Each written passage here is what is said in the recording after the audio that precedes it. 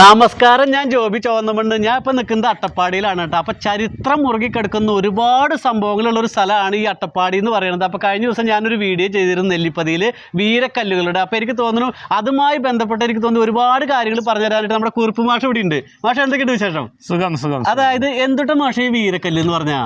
വീരക്കല്ലുകൾ എന്ന് പറഞ്ഞു കഴിഞ്ഞാൽ പഴയ കാലത്ത് പിന്നെ വീരയോദ്ധാക്കൾ അവർ മരിക്കുമ്പോൾ അവരുടെ സ്മാരകമായിട്ട് വെക്കുന്ന കല്ലുകളാണ് വീരക്കല്ലുകൾ എന്ന് പറയുന്നത്. അപ്പം അട്ടപ്പാടിയെ സംബന്ധിച്ച് ചരിത്രം എന്ന് പറയുമ്പോൾ അന്ന് അട്ടപ്പാടിയില്ല, തമിഴ്നാടും എല്ലാം കൂടെ കലർന്ന സ്ഥലമാണ്. അട്ടപ്പാടിയുടെ കൊടുങ്കരപ്പള്ളത്തിന്റെ ഭാഗത്ത്, കൊടുങ്കരപ്പള്ളം വറ്റിപ്പോയ പുഴയാണ്, നമ്മളെയും തമിഴ്നാടിനെയും കൂടെ വേർതിരിച്ചുകൊണ്ട് 28 കിലോമീറ്റർ ഒഴുകുന്ന ഒരു പുഴയാണ് കൊടുങ്കരപ്പള്ളം. അതിൻ്റെ അവിടെ നിന്ന് നമുക്ക് പിന്നെ ഇത് കിട്ടിയിട്ടുണ്ട്, പിന്നെ നിറയെ പിന്നെ ഇവരുടെ പുരാവസ്തു ശിലകൾ കിട്ടിയിട്ടുണ്ട്. അതുപോലെ മെൻഹറുകളുണ്ട്. മെൻഹർ എന്ന് പറഞ്ഞാൽ ശവകുടീരങ്ങളാണ്. പണ്ടേ ആൾക്കാരെ തന്നെ അതിനകത്തുനിന്ന് നമുക്ക് കലങ്ങൾ കിട്ടിയിട്ടുണ്ട്. ആ കലം നമുക്ക് പല പോട്ടറികളും നമുക്ക് ക്രിസ്തുവിനും 2500 വർഷം പഴക്കമുള്ളതാണ് ആർക്കിയോളജിക്കൽ വകുപ്പിലെ ചില ഉദ്യോഗസ്ഥന്മാർ നമ്മളോട് പറഞ്ഞത്. കാരണം മധുരയിലെ കീലാടിയിൽ ഇപ്പോൾ ഇതിനെക്കുറിച്ചുള്ള എക്സ്കവേഷൻ നടക്കുന്നുണ്ട്. അവിടെ ഇതേ സെയിം അവിടെ നിന്ന് കിട്ടിയ അതേ കലങ്ങളാണ് നമുക്ക് കൊടകരപ്പള്ളത്തിൻ്റെ കരയിൽ നിന്നും കിട്ടിയത്. അപ്പോൾ ഒരു കാലത്ത് അവിടെ ഒരു വലിയ സംസ്കാരം, കൊടകരപ്പള്ളത്തിൻ്റെ കരയിൽ ഒരു സംസ്കാരം ഉണ്ടായിരുന്നു എന്നുള്ളതിൻ്റെ വലിയ തെളിവുകൾ അവിടെ കിട്ടിയിട്ടുണ്ട്. അതിൻ്റെ കുറച്ച് സാധനങ്ങൾ നമ്മുടെ ഷോളയൂർ പഞ്ചായത്തിനകത്ത് നമ്മളിപ്പോൾ സൂക്ഷിച്ച് വെച്ചിട്ടുണ്ട്. അവിടെ നിന്ന് കിട്ടിയ കുറേ സാധനങ്ങൾ. അപ്പോൾ ഈ കാണുന്ന കല്ലുകൾ, ഒരുപാട് വീരക്കല്ലുകൾ ഇവിടെ കാണുന്നുണ്ട്. ഈ വീരക്കല്ലുകൾ എവിടെ നിന്നാണ് കിട്ടിയത്? ഇത് നമ്മുടെ ഈ റോഡ് പണിയുന്ന സമയത്ത് ഇതുപോലെ കുറേ കിട്ടിയിട്ടുണ്ടാവും, കുറേ കലങ്ങളൊക്കെ കിട്ടിയിട്ടുണ്ടാവും.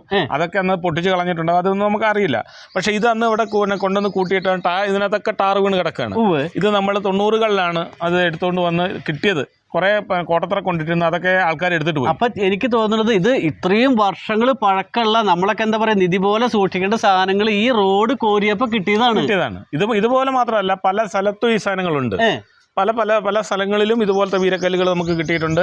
അതുപോലെ തന്നെ ഇതിനകത്ത് അട്ടപ്പാടിയുടെ ചരിത്രം നമ്മൾ പറയുമ്പോൾ നമുക്ക് മനസ്സിലാക്കേണ്ടത് പഴയകാല ആനകെട്ടിയിൽ ചില വീരക്കല്ലുകളുണ്ട്. അത് ഈ സ്റ്റൈലിലല്ല, വലിയ പാറ നാട്ടി വെച്ചിരിക്കുന്നതാണ്. അത് വളരെ പഴക്കമുള്ളതാണ്.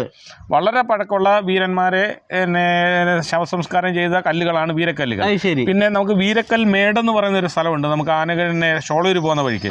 അവിടെയും ഇതുപോലെ നമുക്ക് കുറച്ച് കാര്യങ്ങളുണ്ട്. അപ്പം ഇതിൻ്റെ നമുക്ക് എഴുത്ത് നമുക്ക് കിട്ടിയേക്കുന്ന സ്ഥലം നമ്മുടെ ഈ ഭദ്രകാളി അമ്മൻ കോവിലുണ്ട്. ഇവിടെ ഒരു ഭദ്രകാളി അമ്മൻ കോവിലുണ്ട് വടകോട്ടത്തറ. ഈ വടകോട്ടത്തറയല്ല, നായ്ക്കർവാടി. അവിടെ ഒരു ശിലയുണ്ട്. ആ ശില നമ്മൾ വായിച്ചാണ്, അവിടുത്തെ നമ്മളല്ല വായിച്ചത്, അവിടുത്തെ നമ്മുടെ പുരാവസ്തു ഗവേഷകർ അതിനകത്ത് കൃത്യമായിട്ട് ഒരാളുടെ പേരൊക്കെ അവർ കൃത്യമായിട്ട് പറഞ്ഞിട്ടുണ്ട്. പഴയ വട്ടെഴുത്താണ്, പഴയ തമിഴിലാണ്, തമിഴ് ഏതോ ഭാഷയാണ്, അത് അവർ വായിച്ചെടുത്തു. അതിനകത്ത് അവർ പറയുന്നത് ഇയാളുടെ വർണ്ണനയാണ്, അയാളുടെ പേര്, അയാൾ അതിനകത്ത് ചെയ്തിട്ടുള്ള വീരകാര്യങ്ങൾ അയാളെ വേണ്ടി സംസ്കരിക്കുന്നു എന്നുള്ള. ഞാൻ ചോദിക്കുന്നത് എത്ര നൂറ്റാണ്ട് വരെ പഴക്കമുള്ള കല്ലുകൾ അപ്പം നമ്മളിവിടെ എടുത്തു വെച്ചു? നമുക്ക് ഇവിടെ കിട്ടിയേക്കുന്ന അവർ പറയും ഏകദേശം 14ാം നൂറ്റാണ്ട് മുതൽ ഉള്ള വീരക്കല്ലുകൾ ഇതിനകത്തുണ്ട്. 14ാം നൂറ്റാണ്ട് വർഷം എന്ന് പറയാനായിട്ട് ക്രിസ്തുവിനല്ല, AD 14ാം നൂറ്റാണ്ട് മുതലുള്ള കല്ലുകളുണ്ട്. അതിന് മുമ്പുള്ള വീരക്കല്ലുകൾ അവിടെ ആനകെട്ടിലുണ്ട്, ക്രിസ്തുവിന് മുമ്പുള്ളതുണ്ട്. അത് ശരി. പിന്നെ നമുക്ക് നമ്മുടെ ഈ കോളേജ് പണിഞ്ഞ സമയത്തൊക്കെ നമുക്ക് അതിനകത്തുനിന്ന് ഒരുപാട് പോട്ടറികളൊക്കെ കിട്ടി. അപ്പൊ ഇവിടെ മാന്തുന്ന സമയത്തൊക്കെ ഓരോരോ പുരാവസ്തുവിന് പല അവിടെ മാന്തിയത് അല്ല അവർ കൊണ്ട് കളഞ്ഞു. കാരണം പിന്നീട് അത് ആർക്കിയോളജിക്കൽ ഏറ്റെടുക്കുമെന്നൊക്കെയുള്ള ഇതൊന്നും കൃത്യമായി സംരക്ഷിക്കുന്നില്ല. കാരണം നമ്മുടെ ഈ അട്ടപ്പാടി എന്ന് പറഞ്ഞാൽ അറിയാം, സ്വർണം വിളയുന്ന ഒരു സ്ഥലമാണ്. ഇപ്പോഴും അവിടെ എന്താ ഖനനമൊക്കെ നടക്കുന്നുണ്ട്. ഈ പുഴയിലൊക്കെ സ്വർണ്ണം ഇടും അല്ലേ? സ്വർണ്ണത്തല്ല, സ്വർണ്ണത്തിനെക്കാട്ടി വിലയുള്ളതാണ് നമ്മുടെ ഈ ഒരു. എനിക്ക് തോന്നുന്നു ഇത് ശരിക്കും ഈ മണ്ണിന്റെ അടിയിൽ ഒരു വലിയ ചരിത്രം ഉറങ്ങുന്നുണ്ട്. സ്റ്റോൺ, നമുക്ക് ഇവിടുന്ന് സ്റ്റോൺ സർക്കിളുകൾ കണ്ടിട്ടുണ്ട്. സ്റ്റോൺ സർക്കിൾ ഇതുപോലെ തന്നെയാണ്. വീരന്മാരെ സംസ്കരിച്ചതിന്റെ ചുറ്റും കല്ലുകൾ വെച്ചിട്ട് റൗണ്ടിലായിട്ടുള്ള സ്റ്റോൺ സർക്കിളുകളുണ്ട്. അതുപോലെ നമ്മൾ മുമ്പേ പറഞ്ഞ പോലെ മെൻഹറുകളുണ്ട്. പിന്നെ നന്നങ്ങാടികൾ ഇഷ്ടം പോലെ കണ്ടിട്ടുണ്ട്. നന്നങ്ങാടികൾ ഇപ്പോൾ ഉള്ളത് ഒന്ന് പിന്നെ അവിടെ കൂടപ്പെട്ടി എന്ന് പറഞ്ഞ ഊരിനകത്ത് നന്നങ്ങാടികളുണ്ട്. പിന്നെ ഈ താവളം പോലുള്ള സ്ഥലത്തുണ്ട്. പിന്നെ നമ്മുടെ ഈ താവളം എന്ന് പറയുന്ന പേരൊക്കെ വരാൻ കാരണം, താവളം എന്ന് പറയുന്നത് നമ്മുടെ ഇവര് പറയുന്നത് ഈ നമ്മുടെ ചാവക്കാട് എന്ന ഒരു പ്രധാനപ്പെട്ട തുറമുഖമായിരുന്നു. അപ്പോൾ മൈസൂരിൽ നിന്ന് ഈ സാധനങ്ങൾ പിന്നെ കൊണ്ടുവരാൻ വേണ്ടി വരുന്ന ഒരു പാത്തായിരുന്നു ഇങ്ങനെ കയറി ഇങ്ങനെ ഇതുവഴി പോകുന്നത്. അപ്പം അവരെ അവിടെ സ്റ്റേ ചെയ്തിരിക്കുന്ന ചില സ്ഥലങ്ങളായിരുന്നു ഈ താവളം എന്ന് പറയുന്ന സ്ഥലങ്ങളും. അങ്ങനെ നേരത്തെ കുറേ സ്ഥലങ്ങൾ ആ അട്ടപ്പാടിക്കകത്ത് അങ്ങനെ ഉണ്ട്. അങ്ങനെ അവർ പോകാൻ ആ വാണിക് സംഘങ്ങളുടെ കൂടെ വന്ന വീരയോദ്ധാക്കളാണ് ഇവർ മരിക്കുമ്പോൾ അവരുടെ അവിടെ കാരണം അന്നത്തെ ഒന്ന് നടന്നു വരണം. അതാണ് ഈ വീരക്കല്ലുകളൊക്കെ. ഈ ചുരം വെട്ടിയത് ശരിക്കും ആരായിരിക്കും? നമ്മുടെ ചുരം വെട്ടിയതിനെ കുറിച്ചുള്ള ചരിത്രമില്ല. ചുരം വെട്ടിയത് അന്ന് കൂപ്പ് വെട്ടാൻ വേണ്ടി വെട്ടി. പിന്നീട് നമ്മുടെ ബസവയൻ ചെട്ടിയാർ എന്ന് പറഞ്ഞ അദ്ദേഹത്തിൻ്റെ കാലത്താണ് ഈ റോഡും വഴിയൊക്കെ ആക്കിയത്, കൃത്യമായിട്ട് ആക്കിയത്. വയനാട് ഇപ്പൊ കരിന്തണ്ടനാന്ന് പറയുന്നു, അല്ലാന്ന് പറയുന്നു. അല്ല, വയനാടൊക്കെ ഡിസൈൻ ചെയ്തതിനകത്ത് അവർക്ക് പങ്കുണ്ട്. ഇത് പണ്ടത്തെ ഈ മൂപ്പിൽ നായർക്ക് കയറി വരാനും അവർക്ക് പോകാനും ഉള്ള ഒരു കാട്ടുവഴി. അട്ടപ്പാടി എന്ന് പറയുന്നത് ഒരു വാണിജ്യ കേന്ദ്രമാണ്. പറയുമ്പോ വലിയ വാണിജ്യ കേന്ദ്രം. അതോടൊപ്പം തന്നെ എനിക്ക് തോന്നുന്നു നമുക്ക് ഉള്ള സിന്ധു നദീതട സംസ്കാരം പോലെയുള്ള ഒരു സംസ്കാരം ചെറുവാണിയുടെയും ഈ കൊടകരപ്പള്ളത്തിൻ്റെയൊക്കെ കരയിൽ ഉണ്ടായിരുന്നു. അപ്പോൾ എനിക്ക് തോന്നുന്നു കേരളത്തിൽ ഇതേപോലെ എന്താ പറയുക പുരാവസ്തുക്കൾ കുഴിച്ചെടുത്തതും അതേപോലെ തന്നെ ഈ ഖനനവും അതൊക്കെ തോന്നുന്നു ഈ ഭൂമിക്കടിയിൽ ഇപ്പോഴും ഒരുപാട് നമ്മൾ ഒരിക്കലും കാണാത്ത രീതിയിലുള്ള കോടിക്കണക്കിന് വില മതിക്കാവുന്ന. അല്ല, അത് നമ്മൾ ഇപ്പം സംരക്ഷിച്ചില്ലെങ്കിൽ ഇനി ഇത് കിട്ടില്ല. കാരണം ഇപ്പോൾ വലിയ അട്ടപ്പാടിയിലെ ഭൂമിക്ക് ഭയങ്കര വില കൂടി, ഭൂമികൾ മൊത്തം തോണ്ടിക്കളയുകയാണ്.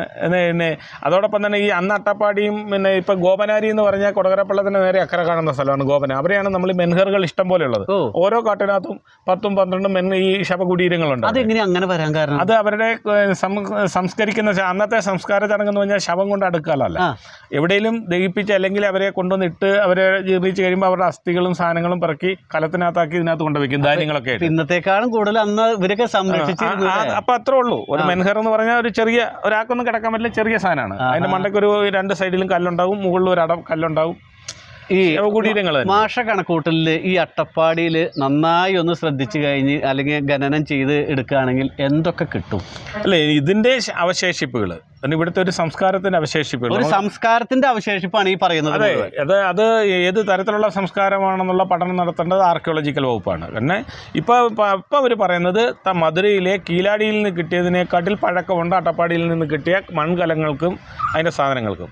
അപ്പോൾ ആ സംസ്കാരവുമായി ഇതിന് വളരെ ബന്ധമുണ്ട് എന്നാണ് പറയുന്നത്. ഒന്നുകിൽ ഈ സംസ്കാരത്തിൽ നിന്നുള്ളവർ കീലാടിയിലേക്ക് മാറിയിരിക്കാം, പിന്നെ അത് ഇവരെങ്ങനെ ഈ നശിച്ചു പോയി എന്നുള്ളതിനെ കുറിച്ചൊക്കെ പിന്നെ ചരിത്ര പണ്ഡിതന്മാർ പറയേണ്ടതാണ്. അല്ല, ഞാൻ പറയുകയാണെങ്കിൽ ഇന്നിപ്പോൾ കുറേ വർഷങ്ങളായിട്ട് ഇപ്പോഴത്തെ ട്രൈബിൻ്റെ ഇടയിൽ ഇങ്ങനത്തെ ശില കൊത്തുന്ന സംവിധാനം ഇല്ല. അപ്പോൾ ഉറപ്പായിട്ടും ഇത് എനിക്ക് തോന്നുന്നു ഈ കാലഘട്ടത്തിൽ ആരും കൊത്തി വെച്ചിട്ടുള്ളതല്ല. കാരണം ഇവിടെ അട്ടപ്പാടിയിലെ 3 വിഭാഗത്തിൽപ്പെട്ട ട്രൈബിൻ്റെ ഇടയിലും കല്ലിൽ പണിയുന്ന പരിപാടി അവരിലില്ല. അപ്പോൾ അതിനു മുമ്പുള്ള ഏതോ ഒരു ഗോത്രമോ ആരോ അവരായിരിക്കും വർഷങ്ങൾക്ക്. കാരണം ഇതിൽ ചിലവര് ഇതിൽ കണ്ട പ്രത്യേകിച്ച് എന്തൊക്കെയോ നിസാരം കണ്ട എന്തൊക്കെയോ ചിഹ്നങ്ങളുണ്ട്. അതൊക്കെ പഠിച്ചെടുക്കേണ്ടതാണ്. ഈ ചിഹ്നങ്ങൾ എന്താണ്, അതിനൊക്കെ ഓരോ അർത്ഥം ഉണ്ടാകും, അർത്ഥങ്ങൾ പഠിച്ചെടുക്കണം. നമ്മൾ സാധാരണ കാഴ്ചയിൽ കാണുന്നതല്ല, ഇതിന് ഒരുപാട് അർത്ഥങ്ങളുണ്ട്. ചിലത് ചന്ദ്രക്കല പോലത്തെ എവിടെ എന്തോ അല്ല, അത് അവരന്ന് സൂര്യനെയും ചന്ദ്രന്റെയും ഒക്കെ ആരാധകരാണ്, പ്രകൃതി ആരാധകരാണ്. അന്ന് അവർക്ക് ദൈവങ്ങളൊന്നുമില്ല, പ്രകൃതിയാണ് അവർ ആരാധിക്കുക. മരിച്ചു കഴിഞ്ഞാൽ സ്വർഗത്തേക്ക് പോകുന്നു എന്നുള്ള ചിന്തയാണ്. പ്രത്യേകിച്ച് വീരന്മാർ മരിക്കുമ്പോൾ വീരസ്വർഗം പ്രാപിക്കുക, അതാണ് അല്ലേ. അപ്പൊ അവരുടെ സ്മരണാർത്ഥം ഇത് വെക്കുക. ഓക്കെ, അപ്പൊ എന്തായാലും ഒരുപാട് കാര്യങ്ങൾ എന്താ പറയാ മാഷായിട്ട് സംസാരിച്ചു അറിഞ്ഞത്. അപ്പൊ നൗഷാദ് ഉണ്ട്, ജോബോ ഉണ്ട്, ബിനുചേട്ടൻ ഉണ്ട്. അപ്പൊ അട്ടപ്പാടി വരുമ്പോ എനിക്ക് തോന്നുന്നു ഇവിടെ ഓരോ ദിവസം വരുമ്പോഴും ഇങ്ങനെ കണ്ടുകൊണ്ടിരിക്കുകയാണ്. ഇത് വളരെ സർക്കാരിന്റെ വലിയൊരു അനാസ്ഥ ഈ കാര്യത്തിലുണ്ട്, ആർക്കിയോളജിക്കൽ വകുപ്പിനൊക്കെ. കാരണം ഇതിനെക്കുറിച്ച് പഠനം നടത്തുക, ഇത് നമുക്ക് വേണ്ടിയിട്ടുള്ളതല്ല, ഭാവി തലമുറയ്ക്ക് വേണ്ടിയിട്ടുള്ള ഒരു പാഠപുസ്തകമാകണ്ടേ. ഓക്കെ, ഞാൻ ചോദിക്കുന്നത് ഇതിപ്പോ സ്ഥലം കറക്റ്റ് എവിടെയാ? ഇത് നമ്മുടെ Agali rest house, PWD rest house ആണ്. എനിക്ക് തോന്നുന്നു സ്കൂൾ കുട്ടികളൊക്കെ ഇവിടെ വരണം, ഇത് കാണണം. ഇവിടെ നമ്മളിപ്പോൾ കാണുന്ന ചേട്ടനോ അനിയനോ അല്ലെങ്കിൽ അമ്മായിയോ ആൻറ്റി മാത്രമല്ല, ഒരുപാട് തലമുറകൾ നമുക്ക് മുന്നേ ഇങ്ങനെയുള്ള ആളുകൾ ഉണ്ടായിരുന്നു എന്നൊക്കെ നമ്മൾ അറിയണ്ടേ.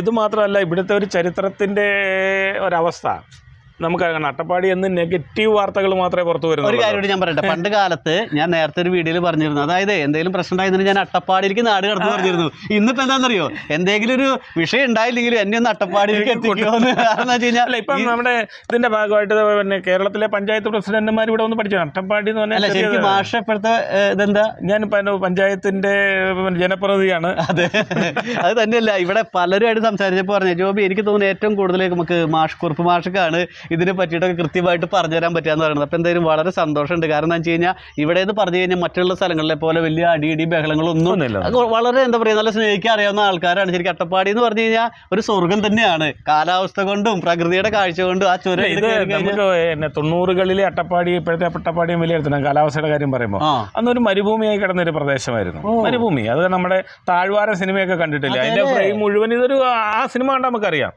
ആ സിനിമയിൽ ഈ മലനിരകൾ മുഴുവൻ മൊട്ടക്കുന്നുകളായിരുന്നു. ഇന്നിപ്പോൾ അത് ജനങ്ങൾ തന്നെ അതിനെ തിരിച്ചു പിടിച്ച കഥയും കൂടെയുള്ള ചരിത്രമാണ്. പരിസ്ഥിതി നശിപ്പിക്കാൻ മാത്രമല്ല, പരിസ്ഥിതി പുനഃസ്ഥാപിക്കാനും ജനത്തിന് അറിയാം. പഠിപ്പിച്ച പാഠശാല കൂടിയാണ് അട്ടപ്പാടി എന്ന് പറഞ്ഞു കഴിഞ്ഞാൽ. അവിടെ നിന്ന് ഒരുപാട് ആൾക്കാർ ഇവിടെ വന്ന് വീട് വെക്കുക, ആദിവാസികൾ മാത്രം ഉണ്ടായിരുന്നു എന്നുള്ള ഒരു കാലമൊക്കെ ഉണ്ടായിരുന്നു അല്ലേ? അല്ല അതെ, അങ്ങനെ ഇപ്പം അതിൻ്റെ ഇടയിൽ അവരെ കുറിച്ചും പഠിക്കേണ്ടതുണ്ട്. അങ്ങനത്തെ ഒരു ഗോത്രത്തിന്റെ കുറിച്ചുള്ള ഒരു ആധികാരിക ഗ്രന്ഥങ്ങളൊന്നും അട്ടപ്പാടിയിൽ ഇല്ലല്ലോ. പലരും മലയാറ്റൂരൊക്കെ എഴുതിയ പൊന്നി പോലുള്ള ചില നോവലുകളിലാണ് നമ്മൾ അവരെ കുറിച്ചൊക്കെയുള്ള കഥകൾ കേൾക്കുക. പിന്നെ രാമേന്ദ്ര സാറിൻ്റെ, അത്തിപ്പറ്റ രാമേന്ദ്ര സാറിൻ്റെ ചില പുസ്തകങ്ങൾ, മാധവമേനോൻ സാറിൻ്റെ ചില ലേഖനങ്ങൾ. എന്തായാലും എനിക്ക് തോന്നുന്നു ഈ നമ്മുടെ അയൽപ്പക്കത്ത് നടക്കുന്ന കാര്യം മിക്കവാറും ആരും അറിയാറില്ല. എനിക്ക് തോന്നുന്നു ഇങ്ങനെ ഒരു സാധനം ഇരിക്കുന്നത് അട്ടപ്പാടിയിൽ എത്ര പേർക്ക് അറിയാം. അതായത് ഈ കാണുന്ന വീരക്കല്ലുകൾ മുഴുവൻ ഇവിടെ ഓരോ നൂറ്റാണ്ടിൽ ഇവിടെ ഉണ്ട് എന്നുള്ളത് ഈ പറയുന്ന തൊട്ട അതിർത്തിയിലുള്ള ഒരാൾക്ക് പോലും അറിയില്ല. നമുക്കൊരു ഷോളയൂർ എഴുത്തുകൾ പാറ എന്ന് പറഞ്ഞൊരു പാറ ഉണ്ടായിരുന്നു. എഴുത്തുകൾ ഷോളയൂർ കുറച്ച് മേലെ പോകുമ്പോൾ എഴുത്തുകൾ, അതിനകത്ത് കുറച്ച് എഴുത്തുകൾ ഉണ്ടായിരുന്നു. അത് ഏതോ പ്രാചീന എഴുത്തുകളായിരുന്നു. അത് എന്താണെന്ന് നമ്മൾ എടക്കൽ ഗുഹയില്ലേ നമ്മുടെ വയനാട്, അവിടെ ഇതേപോലെ കുറെ കുത്തി വെച്ചിട്ടുണ്ട്. ഈ സാധനം എടക്കൽ ഗുഹയിലേക്കാട്ടിലും പഴക്കമുണ്ടെന്നാണ് പറയുന്നത് ഈ സാധനത്തിന്. നമ്മുടെ മണികണ്ഠ സാറൊക്കെ അത് പറഞ്ഞിട്ടുണ്ട്. എടക്കൽ ഗുഹ. പക്ഷെ ആളുകൾ അവിടെ മുഴുവൻ ഇടിച്ച് അത് കറക്റ്റായിട്ടൊരു വലിയ ഹൈക്ക് കൊടുത്തു. പക്ഷേ ഈ സാധനങ്ങൾക്ക് അങ്ങനെ കൊടുക്കാൻ നമുക്ക് കഴിഞ്ഞില്ല. പക്ഷെ ഇതൊക്കെ ശരിക്കും എല്ലാം കൂടി കൂട്ടി യോജിപ്പിച്ച് എനിക്ക് തോന്നുന്നു നല്ലൊരു സ്മാരകമാക്കി മാറ്റണ്ടേ? അല്ല, ഇതിപ്പോൾ നമ്മൾ ആലോചിക്കുന്നുണ്ട്. ഇപ്പോൾ നമ്മുടെ ITDPയുടെ കീഴിലെ നമ്മുടെ വട്ടലക്കി എന്ന് പറയുന്ന സ്ഥലത്ത് ഒരു നോളജ് പാർക്ക് വരുന്നുണ്ട്. അപ്പോൾ അതിലേക്ക് ഇത് ഷിഫ്റ്റ് ചെയ്യുന്ന പുള്ളിയോട് ഞാൻ ഇപ്പോൾ അതാ സംസാരിച്ചത്. ഇനി അപ്പോൾ എന്തായാലും വളരെ സന്തോഷം. ഇനി എന്താണ് മാഷ്ക്ക് ആ ഒരു മൊത്തത്തിൽ എന്താണെന്ന് പറയാനുള്ള വെച്ച് കഴിഞ്ഞാൽ പറഞ്ഞോ? അല്ല, ഇത് ഞാൻ പറയുന്നത് ഇത് സംരക്ഷിക്കേണ്ടതാണ്. ഇത് നമ്മുടെ അടുത്ത തലമുറയ്ക്ക് വേണ്ടിയിട്ടുള്ള ഒരു പാഠപുസ്തകമാക്കി മാറ്റണം. ഇവിടെ ഉണ്ടായിരുന്ന കൾച്ചർ, അല്ലെങ്കിൽ എന്നും നെഗറ്റീവായിട്ട് പട്ടിണി മരണത്തിൻ്റെ താഴ്വരയും ഇവിടെ പട്ടിണി മരണങ്ങളും പിന്നെ ഇവരെ ഒരു കുപ്രസിദ്ധി മാത്രമാണ്. അന്ന് യുദ്ധവും ഇതൊക്കെ ഉണ്ടാവും, വെടിവെപ്പ് ഉണ്ടാവില്ല, തോക്കൊന്നും ഉണ്ടാവില്ല. അല്ല, അന്ന് ഈ വണിക് സംഘങ്ങളുടെ പുറകിന് എന്നും ഇവരെ പിടിച്ചുപറിക്കാരായിട്ടുള്ള ഒരു സംഘം ആൾക്കാരുണ്ടാവുമല്ലോ. വാളക്കുണ്ട്. അല്ല, അന്ന് ചിലതിനകത്ത് തോക്കുണ്ട്. തോക്കാ? അത് കാലഘട്ടം മാറി. കണ്ട നൂറ്റാണ്ട് തോക്ക് മാറി. അപ്പൊ നൂറ്റാണ്ട് മാറി. ആ സമയത്ത് അവരുടെ ഉണ്ടാവും.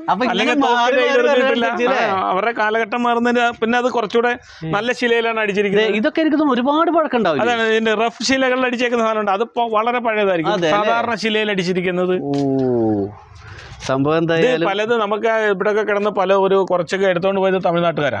കുറെ കാട് പിടിച്ച് കിടക്കുന്നുണ്ടല്ലോ. കുറെ തമിഴ്നാട്ടുകാർ കുറെ എടുത്തോണ്ട് പോയി. അവരെ അവിടെ കൊണ്ടുപോയിട്ട് ആലിന്റെ ചോട്ടിലൊക്കെ വെച്ച് ദൈവമാക്കി മാറ്റി. ഞാൻ ചോദിക്കാം, ദൈവമാക്കി മാറ്റി?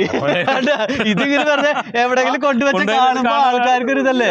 ഇത് ശരിക്കും ഇതിന്റെ ഒരു മോഹബല അല്ലെങ്കിൽ ഒരു വില എന്ന് പറയുന്ന വില ഊഹിക്കാൻ പറ്റില്ല. കാരണം തമിഴ്നാട്ടിലൊക്കെ ഇത് കൊണ്ടുവച്ച് കഴിഞ്ഞാൽ തമിഴ്നാട്ടുകാർ ഒന്നാമത് വീരാരാധകരാണ്. അതെ, വീരന്മാർക്ക് അമ്പലം ഉണ്ടാക്കുന്നുണ്ട്. അവർക്കൊരു വീരക്കല്ല് കിട്ടിയ ഭയങ്കര സന്തോഷമാണ്. തമിഴ്നാട്ടിലെ പല അമ്പലങ്ങളിൽ ഈ വീരക്കല്ലുകളുണ്ട്. അത് ഇവിടുന്ന് എടുത്തിട്ട് പോയതാണെന്നാണ് എൻ്റെ സംശയം. കാരണം ഇത് ഇവിടെ കണ്ടിട്ടുള്ളൂ. പിന്നെ ഗോപനാരിയിലെ ഇത് കിട്ടിയിട്ടുണ്ട്. ഇതൊന്നും അല്ലാന്നോ അല്ലെങ്കിൽ അതേന്ന് സ്ഥാപിക്കാൻ പറ്റില്ല. ശരിയായിരിക്കും. കാരണം എന്താണെന്ന് വെച്ച് കഴിഞ്ഞാൽ ഇത് അവിടെ ഇല്ല അല്ലേ? അതല്ല, അവിടെ ഇല്ല. ഇവിടുന്ന് നമ്മുടെ പഴയ ഇപ്പൊ കോട്ടത്തറ ഇലക്ട്രിസിറ്റി ബോർഡിന്റെ ഫ്രണ്ടിലാണ് കൊണ്ടിട്ടിരുന്നത്. അവിടുത്തെ കടക്കാരോട് ചോദിച്ചാൽ കണ്ടിട്ടുണ്ട്. അത് ജോമ കണ്ടിട്ടാ മിൻചേട്ടാ? ഇതിനെ പറ്റി എന്തെങ്കിലും അറിയോ? ഈ പറഞ്ഞ കാര്യങ്ങളല്ലേ അറിയുള്ളൂ. അതെന്തായാലും കണ്ട ഇതിങ്ങനെ ഒന്ന് കാണിച്ചു വരുമ്പോ ഇവിടെ കണ്ട ഇതിൽ 2 പേരുണ്ട്.